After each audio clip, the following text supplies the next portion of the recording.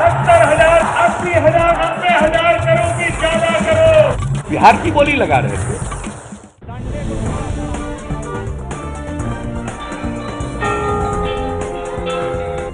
रोहतास जिले का मुख्यालय है सासाराम।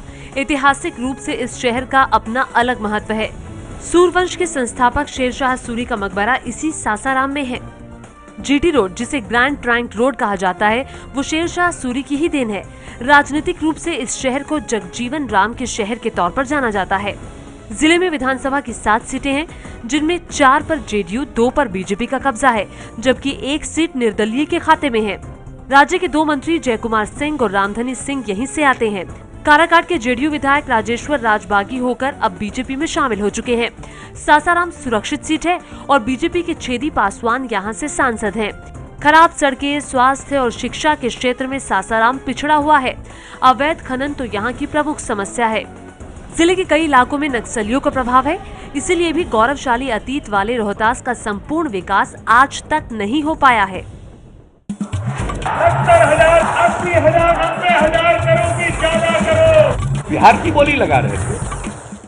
कौन बनेगा मुख्यमंत्री की नुक्कड़ बहस पहुंच चुकी है सासाराम। नमस्कार, मैं हूं आपके साथ श्रेया बहुगुणा और मेरे साथ हैं अलग अलग पार्टियों के नेता और साथ ही सासाराम की जनता। सबसे पहले इंट्रोड्यूस कराते हैं कि कौन इस बार नुक्कड़ बहस का हिस्सा होंगे। सबसे पहले एलजेपी से राकेश सिंह, बीजेपी से विजय कुमार सिंह, जेडीयू से गुप्तेश्वर मिश्रा और आरजेडी से विजय मंडल। रामविलास पासवान जो है उन्होंने कहा है कि मुख्यमंत्री के तौर पर देखना चाहते थे अटल बिहारी वाजपेयी। क्या कहेंगे, क्या बीजेपी इसको स्वीकारेगी? ये तो कल की बातें आप कर रहे हो, उसके बाद उन्होंने साफ कर दिया है कि मैं कोई मुख्यमंत्री का दावेदार नहीं हूं और न मैं मुख्यमंत्री पद पर बैठना चाहता हूं। कल क्या बोले थे अटल बिहारी वाजपेयी जी? वो आदमी कहता है, कभी जो आदमी कह दिया कि ये अटल बिहारी वाजपेयी जी बोले थे, तो लेकिन इशारा किया है। कोई इशारा या नहीं, अगर इशारा रहता तो अपने बयानों में ये जवाब नहीं देते कि हमको कोई मुख्यमंत्री पद नहीं चाहिए और हमको कोई लालच नहीं चाहिए। सीटों के बंटवारे पे बात करें तो सारी जो आरजेडी और जेडीयू है उनके गठबंधन में अब सीटों के बीच में कोई प्रॉब्लम नहीं है, लेकिन अब प्रॉब्लम जो आ रही है वो बीजेपी गठबंधन में आ रही है। बीजेपी गठबंधन में कोई प्रॉब्लम नहीं है। 1 तारीख के हमारे प्रधानमंत्री महोदय का कार्यक्रम खत्म होने के बाद सारी सॉल्व हो चुकी है और सॉल्व हो जाएंगी। ये दूसरे लोग करते हैं, बैठक होगी, बैठक होने का समय मिलेगा तब तो। अभी प्रधानमंत्री जी का कार्यक्रम लगा हुआ है। आरएलएसपी का कहना है कि आपको सिर्फ उतनी सीटें लड़नी चाहिए जितना आप पिछली बार लड़े थे। ये तीनों रामविलास जी, उपेंद्र जी और भारतीय जनता पार्टी के नेता, ये संसदीय बोर्ड का मामला है और ये केंद्रीय नेतृत्व का मामला है। ये तीनों नेता जो है आपस में भारतीय जनता पार्टी के साथ मिलकर जो है ये सीटों के मामले में बंटवारा करेंगे। जिसके खिलाफ 10 साल पहले आप लोग लड़े थे उसके साथ इस बार आप लड़ रहे हैं, ऐसा क्या कारण है? सिर्फ बीजेपी को आप अकेले नहीं हरा सकते थे? एकदम हरा सकते थे।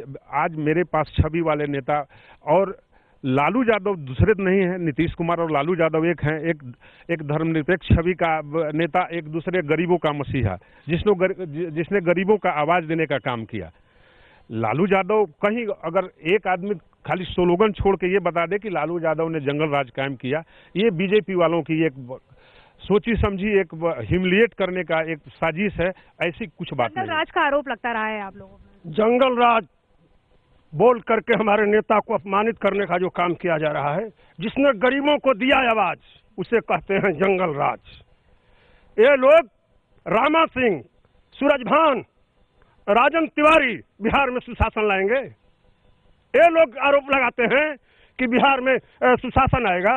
ये गंदे लोग बिहार की राजनीति को कलंकित कर रहे हैं। अगर महागठबंधन के बारे में बात करें तो उनके पास एक चेहरा है, मुख्यमंत्री का चेहरा है। आप लोगों के पास कोई चेहरा नहीं। हमारे पास जो है भारतीय जनता पार्टी में कोई चेहरा आगे करके वन मैन पार्टी नहीं है। हमारी पार्टी जो है सभी लोगों के सबका साथ सबका विकास लेके चलने वाली पार्टी है। और जो है किसी एक चेहरा को जो है आगे करके हमारे देश के प्रधानमंत्री मोदी जी किसी भी राज्य में चुनाव नहीं लड़े जाते हैं। लेकिन आप जहां आप लड़े, बिल्कुल वही जहां आप लोग लड़े वहां आपको सिर्फ 3 सीटें आई हैं 70 में से। नहीं, हमने तो किसी नेता को आगे करके चुनाव नहीं लड़ा। मुख्यमंत्री का चेहरा था किरण बेदी मुख्यमंत्री चुनाव में चेहरा था। हम मानते हैं इस बात को कि हमारी दिल्ली में हार हुई है। आप मानते हैं कि अगर चेहरा लेके आएंगे तो आप लोगों की हार होगी? बात को कतई नहीं मानते हैं। हमारा सबका साथ सबका विकास लेके पार्टी चलती है। आप बताइए कि सासाराम की मुख्य समस्याएं कौन कौन सी हैं? देखिए, सासाराम का सबसे मुख्य समस्या अभी है, न्यूट्रल बात कहूँगा मैं, अभी हॉस्पिटल में अभी क्विक अप जाइए, हॉस्पिटल में एक भी जनता जाने लायक नहीं है और एक डॉक्टर नहीं है महिला। दुर्भाग्य है, सासाराम का दुर्भाग्य है कि एक महिला डॉक्टर। स्वास्थ्य मंत्री है, इस जिले से स्वास्थ्य मंत्री हैं राज्य सरकार में, लेकिन फिर भी स्वास्थ्य की समस्याएं हैं और भी तमाम तरीके की समस्याएं हैं, जबकि यहीं से 2 मंत्री हैं। नहीं, ऐसी कहीं बात नहीं है वो कि डॉक्टर नहीं है। खुद कह रही है कि यहाँ पर डॉक्टर नहीं है, स्वास्थ्य की समस्याएं हैं। अब उनकी क्या समस्या है लेकिन हम लोग को जहाँ तक जानकारी है, जो हम लोग जानते हैं, अस्पताल में जब से स्वास्थ्य मंत्री का पद संभाले हैं, जिले में जितना आज चाहे सासाराम का हो, डिहरी का हो, विक्रमगंज का हो, जितना बन पड़ा है वो अस्पतालों के लिए किए हैं। इनसे पहले बिहार में जब से शासन रहा है, नंद किशोर यादव से लेकर के अश्विनी चौबे तक, अश्विनी चौबे से लेकर चंद्रमोहन राय तक बिहार के स्वास्थ्य मंत्री थे, वो जो भाजपा से थे। उन लोगों ने क्या किया है? जेडीयू के स्वास्थ्य मंत्री हैं, तब क्या कहेंगे आप? अगर जरा सा कैमरा घुमा लीजिए, यहाँ कोई बीमार नजर आ रहे हैं आपको?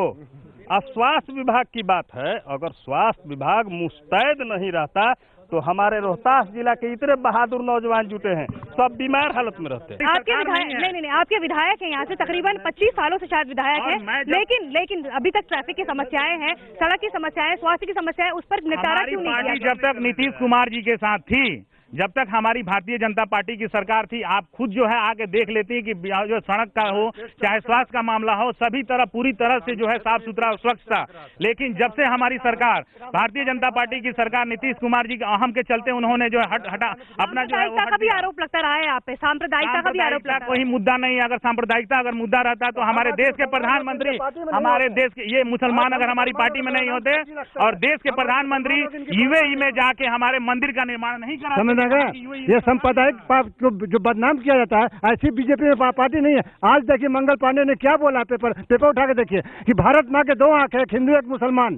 समस्याएं बताइए कि आपकी क्या समस्या है? हम लोग भोजपुर क्षेत्र से आते हैं।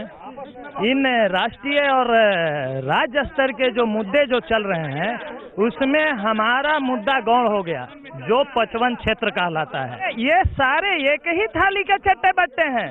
Who has taken responsibility? Nobody has taken responsibility. 20-22 साल से एमएलए हैं। एक बार हमारा एमएलए बना था यहाँ से अशोक सिंह।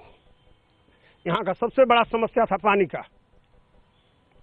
यहाँ से 10 किलोमीटर दूर करवंदिया में उन्होंने भारत सरकार से प्रोजेक्ट ला करके और उसको बनवाया, डबल पाइप से पानी सप्लाई के बाद। और झूठा, फालतू मत बोलिए, बना है वहाँ, बस झूठा। अब ये बताइए कि बीजेपी ने क्या नहीं बनाया? ये नहीं, वो बना हुआ है और उसको केवल चालू करना था। ये लोग चालू करना था। इनको कोई ज्ञान है?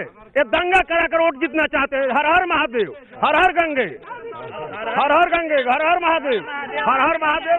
की समस्याएं तो कई हैं, लेकिन कोई भी इस पर खुद को रिस्पॉन्सिबल नहीं मानता है। उनका ये कहना है कि जेडीयू सरकार है, तो वहीं जेडीयू का कहना है कि बीजेपी के विधायक है और इसीलिए काम नहीं हो पाया है।